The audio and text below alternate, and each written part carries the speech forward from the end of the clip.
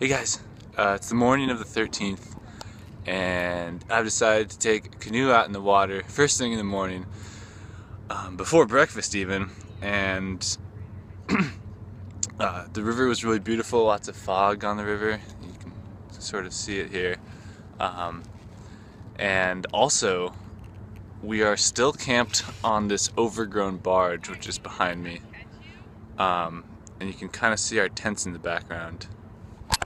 Today is our last day on the abandoned barge, and we're gonna head off downriver past Joliet through a lock, two locks actually, in a little bit of cloudy weather.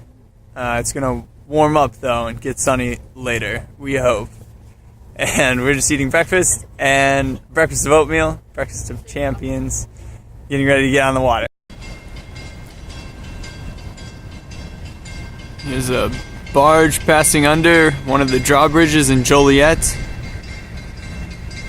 Paddlers will be coming through here in a couple minutes.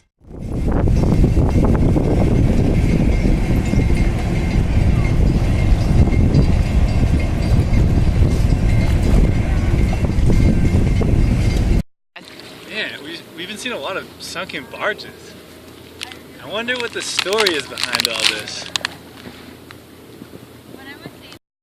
Hey, so today is Saturday, September 13th, and it is 11:11 a.m. We just paddled through the Brandon Road Lock and Dam, and now we are in a barge, a sunken barge. Filled with duckweed. Filled with duckweed. It smells like fish. It is cool! So cool. It's really cool. Is that your first one? I'm gonna wait to eat more. Oh, you asked about the sunken barges, did ya? Well, let me tell you the story of the Battle of the Barges. So you see, my great-great-great-grandmother, she was a pirate named Captain Ravenhair. A ferocious pirate she was. And she'd heard tale of a French voyageur named Marcel who had a barges and barges full of treasure.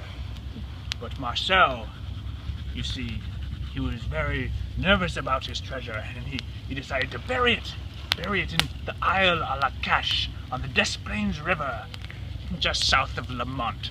And you see, he was then sailing down with an empty barge, and my great-grandmother was coming up the river, and they met, and she said, "Hey, yar, give me all your gold and booty," and he said, "Oh, but I have none," and she flew into a rage, and she sunk all his barges with round after round of cannonball fire, and she then boarded his barge, and she had a very hot temper, you see, and she killed him on the spot, and she was so mad that she'd come all this way for nothing.